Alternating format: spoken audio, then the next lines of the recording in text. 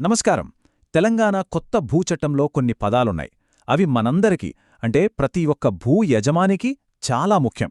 వాటిని గనక మనం సరిగ్గా అర్థం చేసుకుంటేనే మన భూమికి పూర్తి భద్రత ఉంటుంది. సో ఈరోజు మనం ఆ కీలక పదాల వెనుకున్న అసలు అర్థాన్ని విడమరచి చూద్దాం. మన హక్కులను కాపాడుకోవడానికి ఇదే మొదటి అత్యంత ముఖ్యమైన మెట్టు. చూశారుగా, ఈ మాటల్లోనే మొత్తం విషయం ఉంది. ఈ పదాలు తెలుసుకోవటం కేవలం ఏదో చదువుకోవడానికి కాదు, మనం ఆస్తిని మనం కాపాడుకోవడానికి. ఒక్క పదం అర్థం అటు ఇటు అయినా దాని ఫలితం చాలా తీవ్రంగా ఉంటుంది. పదండి, ఒక్కో పదాన్ని క్లియర్గా మనకు అర్థమయ్యే భాషలో తెలుసుకుందాం. సరే, మరి మొదలు పెడదాం. మన మొదటి సెక్షన్లోకి వెళదాం. ఇక్కడ మనం చాలా బేసిక్ విషయాలు మాట్లాడుకుందాం. అసలు చట్టం దృష్టిలో భూమి అంటే ఏమిటి? దానికి ఈ డిజిటల్ కాలంలో ఒక ప్రత్యేకమైన ఐడెంటిటీ ఎలా వస్తుంది? రండి తెలుసుకుందాం. చాలామంది ఏమనుకుంటారంటే భూమి అంటే కేవలం పొలమనే అనుకుంటారు. కానీ కొత్త చట్టం ప్రకారం అది అస్సలు నిజం కాదు. దాని నిర్వచనం చాలా పెద్దది. పంట పండించే పొలం దగ్గర్నుండి మనం ఉంటున్న ఇల్లు, ఊరి మధ్యలో ఉండే గ్రామకంఠం స్థలం, ఇవన్నీ కూడా భూమి అనే పదం కిందికే వస్తాయి. ఇది గుర్తుపెట్టుకోవడం చాలా చాలా ముఖ్యం. ఇప్పుడు మనం భూధార్ గురించి మాట్లాడుకుందాం. ఇది చాలా ఇంట్రెస్టింగ్ కాన్సెప్ట్. చూడండి, మనందరికీ ఆధార్ నెంబర్ ఉంది కదా, అది మన గుర్తింపు. సేమ్ అదే లాజిక్తో మన భూమికి కూడా ఒక యునిక్ నెంబర్ ఇస్తున్నారు. దాన్నే భూధార్ అంటున్నారు. ప్రతి చిన్న భూమి భాగానికి ఒక ప్రత్యేకమైన డిజిటల్ గుర్తింపు సంఖ్య ఇచ్చి దానికొక డిజిటల్ అడ్రస్ క్రియేట్ చేయడమే దీని వెనకున్న ఆలోచన. అయితే ఇక్కడో చిన్న ట్విస్ట్ ఉంది. భూధార్లో 2 రకాలుంటాయి: తాత్కాలికం, శాశ్వతం. తాత్కాలిక భూధార్ అంటే ఆ భూమికి సంబంధించిన డిజిటల్ మ్యాపింగ్ పని ఇంకా జరుగుతూనే ఉందని అర్థం. కాని శాశ్వత భూధార్ వచ్చిందంటే ఆ ప్రాసెస్ మొత్తం పూర్తయి అంత పక్కగా వెరిఫై అయ్యిందని లెక్క. ఈ చిన్న తేడాను గమనించడం చాలా ముఖ్యం. ఇక్కడే మనం చాలా జాగ్రత్తగా ఉండాలి. చాలా పెద్ద రిస్క్ ఉంది.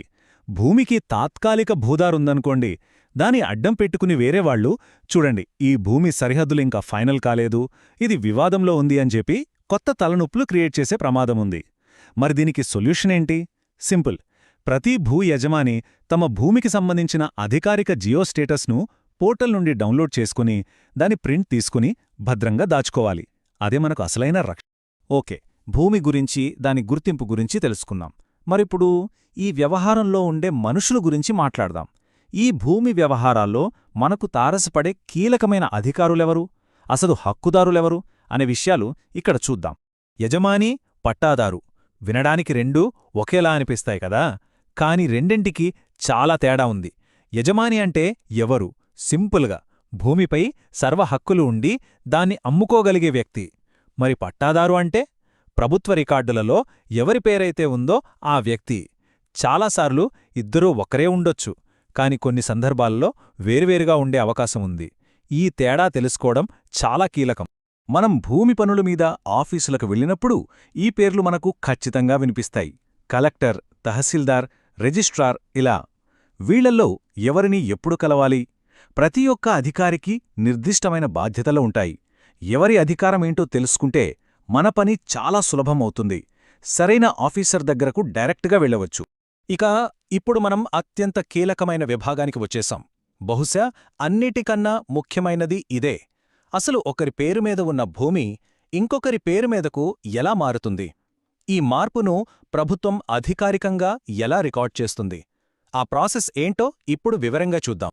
రికార్డ్ ఆఫ్ రైట్స్, సింపుల్గా ROR అంటారు. ఇదే అసలైన బైబిల్, ఖురాన్, భగవద్గీత భూమికి సంబంధించి. ఒక భూమి ఎవరి పేరు మీద ఉంది, దానిపై ఎవరికి ఎలాంటి హక్కులున్నాయి అనే సమస్త సమాచారం ఈ అధికారిక రిజిస్టర్లో పక్కాగా రాసుంటుంది. ఇదే ఫైనల్. ఇదొక్కటి మాత్రం దయచేసి బాగా గుర్తుంచుకోండి. భూమి విషయంలో మాటలు నమ్మద్దు. ఎవ్వరూ ఏ హామీ ఇచ్చినా నేను చూసుకుంటాలే అన్నా సరే, ముందు మీ చేతిలో ROR యొక్క సర్టిఫైడ్ కాపీ ఉండాలి. ఆ తర్వాతే ఏ అడుగైనా ముందుకు వేయాలి. ఇదే మీకు మీ ఆస్తికి అసలైన భద్రత. మ్యూటేషన్ మనం చాలాసార్లు వినే పదమిది. సింపుల్గా చెప్పాలంటే ఇది ఒక అప్డేట్ ప్రాసెస్. అంటే భూమి అమ్మినా, వారసత్వంగా వచ్చినా ప్రభుత్వ రికార్డులలో అంటే RORలో పాత యజమాని పేరు తీసేసి కొత్త యజమాని పేరును అధికారికంగా చేర్చడాన్నే మ్యూటేషన్ అంటారు. మరి ఈ మ్యూటేషన్ అనేది అధికారికంగా జరగాలంటే ఏంటి దారి? యాజమాన్య హక్కులు ఎలాంటి పత్రాల ద్వారా బదిలీ అయినప్పుడు రికార్డులలో మార్పు చేస్తారు? ఇప్పుడు చూద్దాం. మనందరికీ తెలిసినవి రెగ్యులర్గా జరిగేవి ఇవే. భూమి అమ్మకం ద్వారా, ఎవరికైనా గిఫ్ట్గా ఇవ్వడం ద్వారా, వీలునామా రాసినప్పుడు లేదా కుటుంబ సభ్యుల మధ్య ఆస్తి పంపకాలు జరిగినప్పుడు మ్యూటేషన్ జరుగుతుంది. ఇవి మాత్రమే కాదు, చట్టపరంగా ఇంకా కొన్ని మార్గాలున్నాయి. ఉదాహరణకు, కోర్టు ఏదైనా తీర్పు ఇస్తే, లేదా ప్రభుత్వం భూమిని కేటాయిస్తే, లేదా ఇతర చట్టాల కింద జారీ చేసే సేల్ సర్టిఫికెట్ల ద్వారా కూడా మ్యూటేషన్ జరుగుతుంది. ఇవన్నీ కూడా పూర్తిగా చట్టబద్ధమైనవే. కానీ ఇక్కడే అతిపెద్ద మోసం జరిగే అవకాశముంది. చాలా జాగ్రత్త. నకిలీ అమ్మకం పత్రాలు సృష్టించి లేదా దొంగ కోర్టు ఆర్డర్లు తయారుచేసి మోసపూరితంగా మ్యూటేషన్ చేయించే స్కామ్లు చాలా జరుగుతుంటాయి. అందుకే మ్యూటేషన్ అయింది అని ఎవరైనా చెబితే అది ఏ డాక్యుమెంట్ ద్వారా, ఏ చట్టం ప్రకారం జరిగిందో క్షుణ్ణంగా వెరిఫై చేసుకోకుండా అస్సలు నమ్మకూడదు.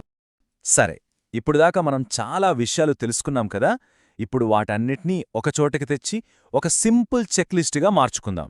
ప్రతి ఒక్కరూ తమ భూమి విషయంలో తీసుకోవాల్సిన ముఖ్యమైన జాగ్రత్తలేంటో స్పష్టంగా చూద్దాం.